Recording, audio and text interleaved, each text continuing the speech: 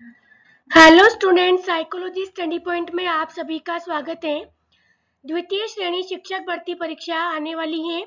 मैं आज आपके सामने मनोविज्ञान के महत्वपूर्ण प्रश्नों की सूची लेकर आई हूँ जो आगामी परीक्षाओं के लिए अति महत्वपूर्ण है।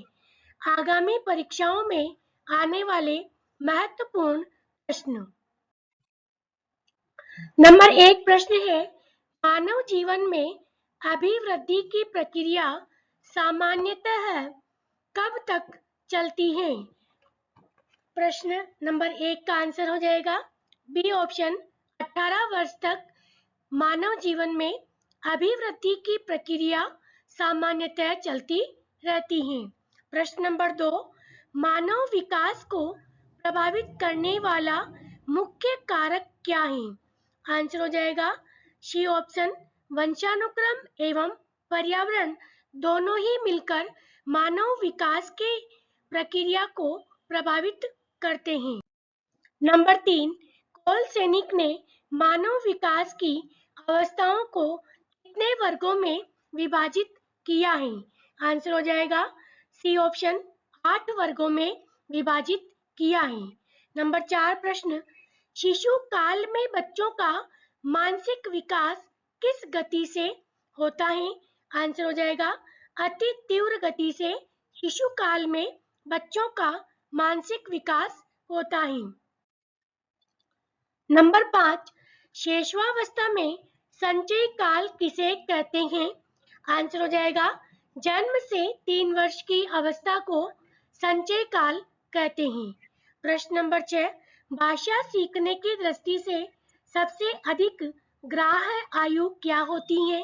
आंसर हो जाएगा डी ऑप्शन, 3 से 6 वर्ष भाषा सीखने की दृष्टि से सबसे अधिक महत्वपूर्ण आयु मानी जाती है। नंबर 7, बाल्यावस्था में कौन सी मूल प्रवृत्ति सर्वाधिक क्रियाशील होती है?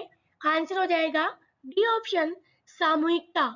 अर्थात बाल्यावस्था में बालक समूह में रहना अधिक पसंद करते हैं, इसीलिए सामूहिकता इसका आंसर हो गया। नंबर 8, परिपक्व बाल्यावस्था किसे कहते हैं?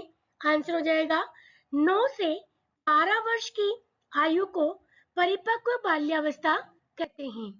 नंबर 9, बच्चों में समस्या समाधान की योग्यता कब विकसित होती है? आंसर हो जाएगा डी ऑप्शन, 9 से 12 वर्ष की आयु में बच्चा समस्या का समाधान करने की योग्यता विकसित होती है। नंबर 10, सीखने के उद्दीपक अनुक्रिया सिद्धांत के मुख्य प्रतिपादक कौन है? आंसर हो जाएगा ए ऑप्शन, थॉर्नडाइक। यह सिद्धांत थॉर्नडाइक के द्वारा दिए गए हैं। इसके बहुत सारे नाम हैं, प्रयत्न एवं भूल का सिद्धांत, प्रयास एवं त्रुटि का सिद्धांत, ट्रायल एंड एरर का सिद्धांत उन्होंने भूखी बिल्ली पर प्रयोग किया था। नंबर 11, पावलोव ने अपने अधिगम सिद्धांत को किस रूप में प्रस्तुत किया था? आंसर हो जाएगा बी ऑप्शन, अनुबंधित प्रत्यावर्तन सिद्धांत के रूप में प्रस्तुत किया था। नंबर 12, मेस्लो ने सबसे अधिक महत्वपूर्ण किन आवश्यकताओं को माना है? आंसर हो जाएगा बी ऑप्शन, शारीरिक आवश्यकता को मेस्लो ने सबसे अधिक महत्वपूर्ण आवश्यकताओं के अंतर्गत माना है। नंबर 14, थॉर्नडाइक द्वारा सीखने के मुख्य नियम कितने हैं? आंसर हो जाएगा बी ऑप्शन, 3। नंबर 15, शिक्षण अधिगम प्रक्रिया में मुख्य अंग कितने हैं? आंसर हो जाएगा डी ऑप्शन, 5।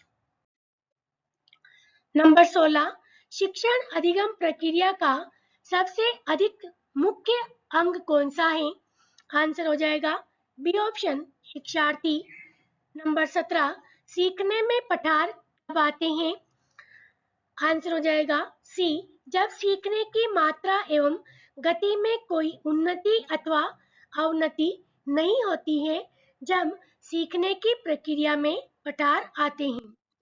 नंबर 18, सीखने में पठार के मुख्य कारण क्या हैं? नंबर ए, सीखने वाले की शारीरिक क्षमता, बी, सीखने वाले की मानसिक क्षमता, सी, सीखने सिखाने की परिस्थितियां, डी ऑप्शन हो जाएगा यह सभी। आंसर हो जाएगा इसका डी ऑप्शन, ये सभी। नंबर 19, अभिप्रेरणा व्यक्ति के अंदर ऊर्जा परिवर्तन है जो भावात्मक जागृति तथा उद्देश्य अपेक्षित अनुक्रियाओं को जन्म देता है।